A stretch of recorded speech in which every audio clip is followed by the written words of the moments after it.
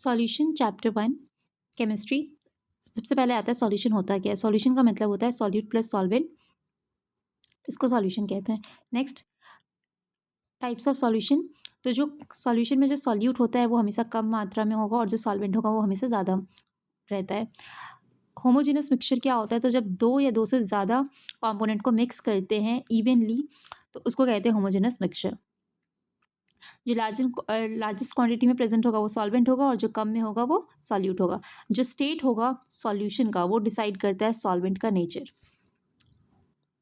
अगर दो ही कंपोनेंट को मिक्स करते हैं तो वैसे सॉल्यूशन को बाइनरी सॉल्यूशन कहते हैं।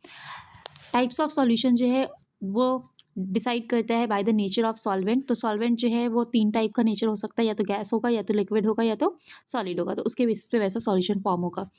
अगर सॉल्यूट जो है वो गैस है, मतलब स्मॉल अमाउंट में गैस प्रेजेंट हो गैस में, तो गैस इन गैस का एग्जाम्पल हो गया ऑक्सीजन और नाइट्रोजन को जब मिक्स कर दिया जाए। नेक्स्ट आता है liquid in gas. Small amount of liquid होना चाहिए गैस के अंदर, तो क्लोरोफॉर्म को जब नाइट्रोजन गैस के साथ मिक्स कर देते हैं। नेक्स्ट आता है सॉलिड इन गैस। इसका एग्जाम्पल हो गया कैम्फर को नाइट्रोजन गैस के साथ मिक्स कर दो। नेक्स्ट आता है सॉल्यूशन का नेचर लिक्विड होना चाहिए, और अगर गैस को लिक्विड में मिक्स कर दे, जैसे ऑक्सीजन जो है वो डिजॉल्व रहता है वाटर के अंदर, तो वो एग्जाम्पल हो गया लिक्विड सॉल्यूशन का। नेक्स्ट, लिक्विड इन लिक्विड का, इथेनॉल को पानी के साथ मिक्स कर दो तो वो लिक्विड सॉल्यूशन हो गया। Next, gas in liquid, C6H12O6 dissolve in water.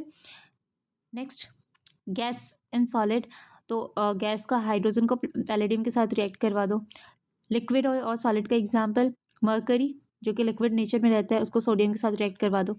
Next, solid in solid, जितने भी एलॉय होते हैं जैसे copper dissolve in gold. Next आता है कंसंट्रेशन क्या होता है। तो जितने भी सॉल्यूशन होते हैं उनको जब हम एक्सप्रेस करते हैं तो वो जो भी यूनिट होता है उसको कंसंट्रेशन कहते हैं। तो कंसंट्रेशन में ही क्वालिटेटिव और क्वांटिटेटिव नेचर को एक्सप्रेस करते हैं। नेक्स्ट आता है सबसे पहला जो कंसंट्रेशन टर्म है, that is mass percentage. Mass percentage जो होता है कि जिस भी कंपोनेंट का मास निकालना है उसको ऊपर लिखना है, और जो भी total mass of the solution होगा वो नीचे होगा इनटू 100। जैसे कि 10% जो है वो सॉल्यूट प्रेजेंट है 90 ग्राम ऑफ सॉल्वेंट में, तो अगर 10% सॉल्यूट का निकालना है तो 10 ग्राम ऊपर होगा, 100 ग्राम नीचे होगा इनटू 100। नेक्स्ट आता है वॉल्यूम परसेंटेज। वॉल्यूम परसेंटेज जो है उसको डिफाइन किया जाता है कि जिस भी कंपोनेंट का वॉल्यूम निकालना है उसको ऊपर लिखना है, total volume of the solution नीचे लिखना है into 100। Next, mass by volume percentage, तो जो वेट होगा उसको ऊपर लिखना रहेगा, जो total volume of the solution होगा उसको नीचे करेंगे। जनरली ये जो है मेडिसिन और फार्मेसी में इसको यूज़ किया जाता है रिप्रेजेंट करने के लिए कि कितना वेट जो है वो यूज़ किया जा रहा है मेडिसिन का कितने वॉल्यूम ऑफ सॉल्यूशन में। नेक्स्ट आता है पार्ट्स पर मिलियन। इसमें जो है स्मॉल क्वांटिटी जो है वो अगर प्रेजेंट है पार्ट्स पर मिलियन में, तो उसको रिप्रेजेंट करने के लिए जो है लार्ज क्वांटिटी या स्मॉल क्वांटिटी को रिप्रेजेंट करना होता है, तो पार्ट्स पर मिलियन PPM का यूज़ करते हैं। तो नंबर ऑफ पार्ट्स जो उस कंपोनेंट का प्रेजेंट है अपॉन में total number of parts of the component into 10⁶। Next आता है मोल फ्रैक्शन। मोल फ्रैक्शन जो होता है number of moles of component upon में total number of moles of component. जैसे अगर टोटल मोल जो है वो A और B है, सॉल्यूट और सॉल्वेंट जो भी है उसका A और B मोल्स है, उसको रिप्रेजेंट करेंगे Na और Nb से। तो अगर हमें मोल फ्रैक्शन निकालना है A का, तो मोल्स ऑफ सॉल्यूट मतलब Na ऊपर लिखेंगे और टोटल मोल्स मतलब Na प्लस Nb जो है वो नीचे लिखेंगे, और जो मोल्स फ्रैक्शन ऑफ A आएगा उसको अगर 1 में से माइनस कर देंगे तो basically mole fraction of B निकल जाएगा। तो mole fraction of A plus mole fraction B is always equal to 1। Next question आता है कि calculate the mole fraction of ethylene glycol in a solution containing 20% C2H6O2 by mass. Ethylene glycol जो है वो present है by mass 20%, 20 gram present है।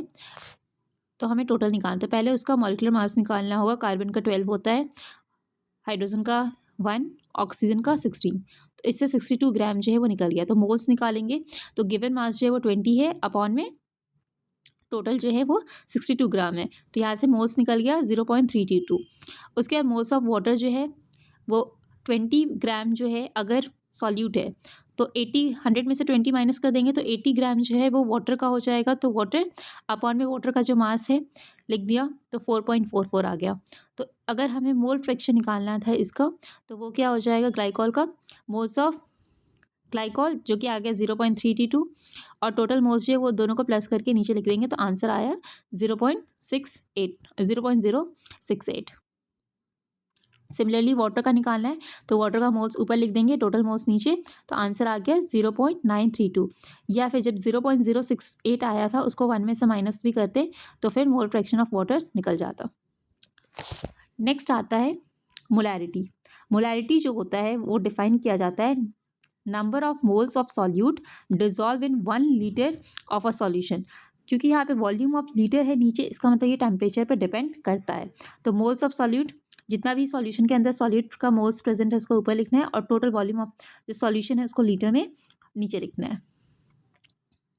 Next, calculate the molarity of solution containing 5 gram of sodium hydroxide in 450 ml of solution. तो 450 ml है तो इसको convert करने के लिए 1000 से मल्टीप्लाई करेंगे ताकि लीटर में कन्वर्ट हो जाए। नेक्स्ट, 5 ग्राम जो है वो सॉल्यूट का वेट दिया हुआ है, अपॉन में मॉलिक्यूलर मास सोडियम हाइड्रोक्साइड का डालेंगे तो 40, तो मोल्स निकल गया 0.125 और 0.125 इंटू डिवाइडेड बाई 450 और जो इसको लीटर में चेंज करें तो 1000 से मल्टीप्लाई कर दिया तो आंसर आ गया 0.278 मोलैरिटी। नेक्स्ट आता है मोलैलिटी। मोलैलिटी जो होता है इसको डिफाइन करते हैं number of moles of solute जो है वो कितना डिजॉल्व हो रहा है 1 kg ऑफ सॉल्वेंट में। तो मोल्स ऑफ सॉल्यूट ऊपर लिखना है और मास ऑफ सॉल्वेंट जो है उसको नीचे लिखेंगे। इसमें डिफरेंस ये हो जाता है कि ये टेम्परेचर पे इंडिपेंडेंट होता है क्योंकि ये वेट है, वेट जो है वो टेम्परेचर पे चेंज नहीं करता।